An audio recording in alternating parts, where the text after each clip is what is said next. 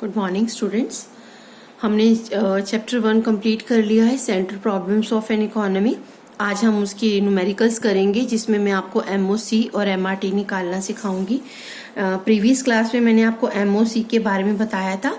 It is that rate on which for gaining one more unit of good x, the units of y has to be sacrificed. जिस rate पर हम x को gain करने के लिए y का sacrifice करते हैं, x को गेन करने के लिए y का सेक्रीफाइस करते हैं, उस रेट को हम मार्जिनल अपॉर्चुनिटी कॉस्ट कहते हैं। और न्यूमेरिकल में इसका फॉर्मूला चलेगा डेल्टा लॉस। जिसका भी आप लॉस करते हैं, मान लीजिए मैंने यहाँ पर अपनी गुड y का लॉस किया है upon delta gain of output good x, यानी फॉर्मूला हो जाएगा एमओसी का delta y upon delta x। मान लीजिए आपने b का सेक्रीफाइस किया है a को गेन करने के लिए, तो फॉर्मूले में आ जाएगा delta b upon delta a। अब एक नया कंसेप्ट भी है, बिल्कुल सिमिलर है, एमआरटी और एमओसी में कोई खास फर्क नहीं है। बस एमआरटी में हम आंसर देते हैं delta y ratio delta x, यानी ये रेशो होता है और उसमें आप बेशक आप उसमें आप अपॉन में देते हैं delta y upon delta x। मैं आपको न्यूमेरिकल करके दिखाती हूँ, शायद तब ज्यादा क्लियर होगा। जैसे मैं आपको यहाँ पर दिखाती हूँ, यहाँ पर मेरी कमोडिटी A है, ठीक है, यहाँ पर मेरी कमोडिटी B है, और ये है 0 1 2 3 4, और ये है 15 14 12 9 5 और 0।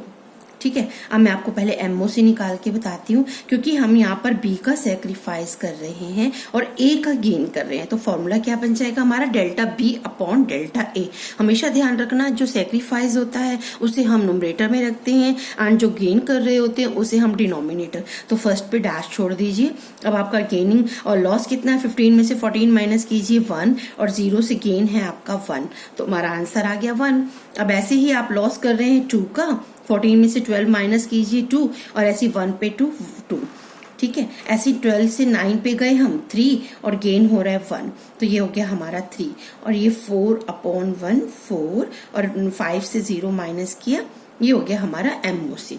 एमओसी में हमने क्या किया, माइनस किया, डेल्टा जो कमोडिटी बी है उसको ऊपर रखते गए उसका लॉस, और गेन जो है वो हम ए पर रखते गए। और अगर यही हमें एमआरटी निकालना होता, बस आपको आंसर रेशो में देना था। आप जैसे देते 1b:1a, यहाँ पर आप देते 2b:1a, यहाँ पर आप देते 3b:1a, यहाँ पर आप देते 4b:1a, 5b:1a। ये हमारी हो जाती है एमआरटी। बस डिफरेंस क्या है, उसको हम रेशो में देते हैं और उसको हम अपॉन में देते हैं। कोई बात नहीं, मैं आपको और न्यूमेरिकल करके दिखाती हूँ। सेकेंड न्यूमेरिकल में आपको भी सेम टेबल में देती हूँ। जैसे यहाँ पर आपकी गुड एक्स है और यहाँ पर गुड वाई है।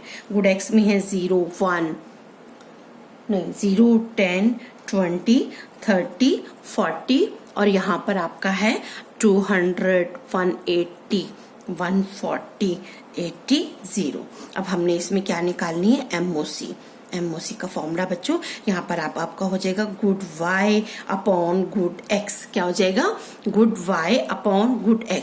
फर्स्ट पे डैश छोड़ो, हाँ जी, 200 में से 180 माइनस करो बच्चों, क्या आ जाएगा 20, क्या आ जाएगा 20, और 0 में से 10 माइनस करो 10, ये 20/10 हमने लिख दिया 2। मैंने आपको कहा था ना हम काट सकते हैं। ऐसी 180 में से 140 माइनस किया 40, और 10 और 20 में से आपका गया या 10, आप काट दीजिए 4। ऐसी 140 में से 80 गए 60, और यहाँ पर भी आप 10 लिख दीजिए, ये हो गया आपका 6। ऐसी 80 में से 0 गए 80 अपॉन 10 8। ये हमारी हो गई एमओसी। और अगर यही हमने एमआरटी निकालनी होती, बस हमने आंसर रेशो में देना था। क्या, 2y:1x, 4y:1x, 6y:1x, 8y:1x। कितना आसान है। अब आपको मेरे ख्याल से क्लियर हो गया होगा कि एमओसी और एमआरटी में क्या डिफरेंस है। एमओसी में हम अपॉन में आंसर देकर उसे काट के दे सकते हैं या ऐसे का ऐसे लिख सकते हैं, जबकि एमआरटी में जो हम आंसर देते हैं वो हम रेशो में देते हैं। एक और सम करके दिखाती हूँ। मैं आपको इस न्यूमेरिकल्स की पीडीएफ दूंगी, इसमें हमें कॉम्बिनेशंस दिए हुए हैं। हमारे कॉम्बिनेशंस यहाँ पर हैं बच्चों ABCDE, और यहाँ पर आपका गुड एक्स है बच्चों, वो है आपका 0 1 2 3 4, और यहाँ पे गुड वाई है, यहाँ पर आपको है 10, यहाँ पर है 9 7 4 0।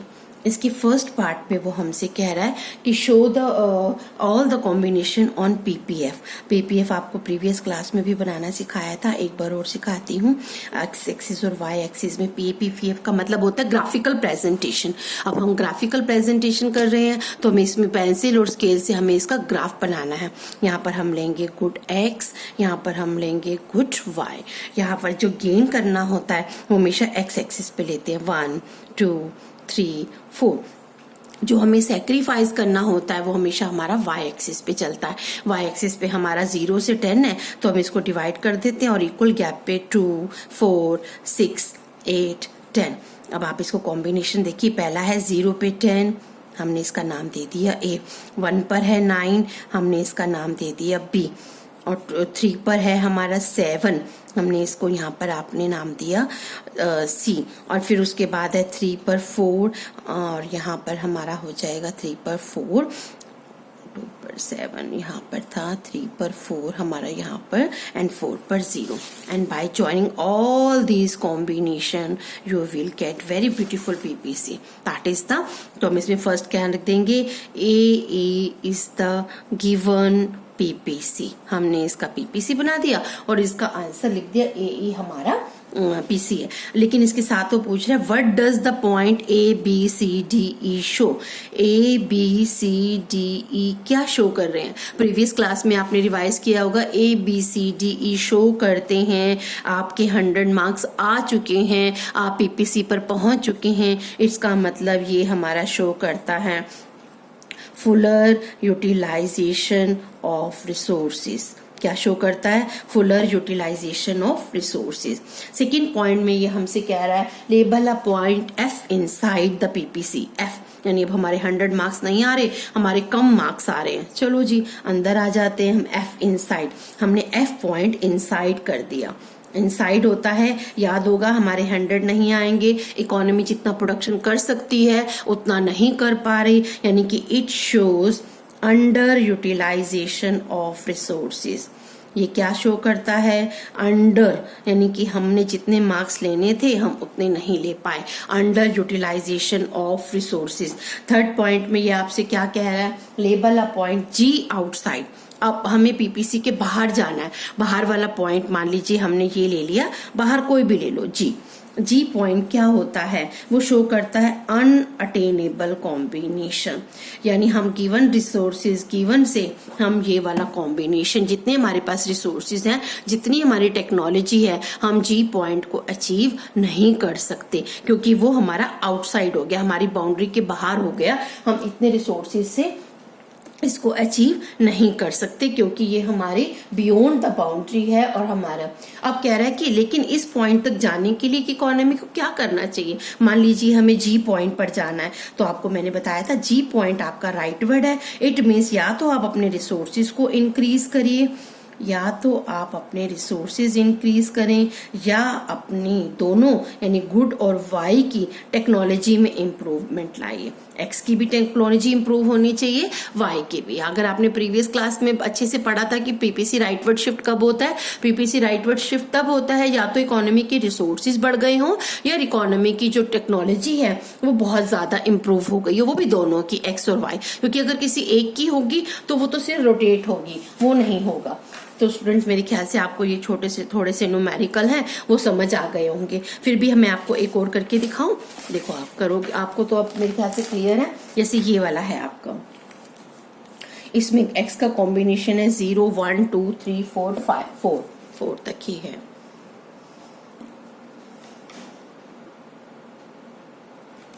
जीरो 1 2 3 4 और हमारा गुड y है 50 40 30 20, 10, एक और ले लेते हैं 0।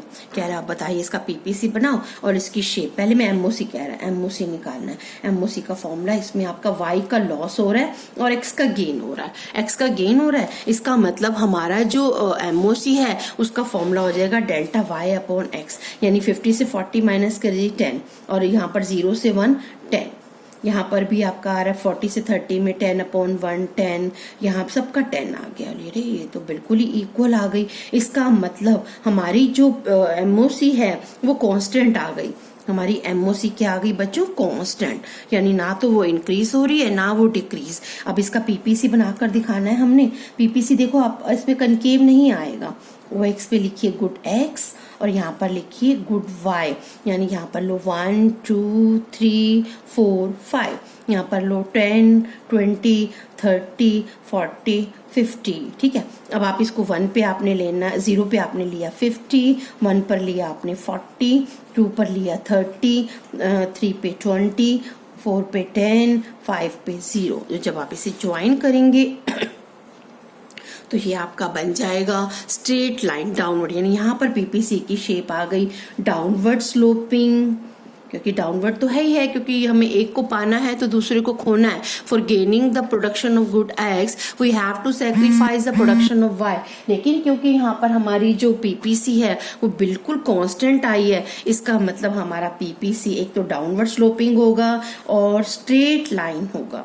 ध्यान से देखना, जब हमारी एमओसी कांस्टेंट होती है तो पीपीसी हमारा downward sloping and straight line होता है, और जब एमओसी हमारी इंक्रीजिंग होती है तो हमारा पीपीसी कनकेव, यानी उल्टा सी, कनकेव टू द ओरिजिन होता है। ये हमारे न्यूमेरिकल थे। मैं इसकी एक्सरसाइज आपको सेंड कर रही हूँ और आप इसके न्यूमेरिकल मुझे करके सेंड करेंगे।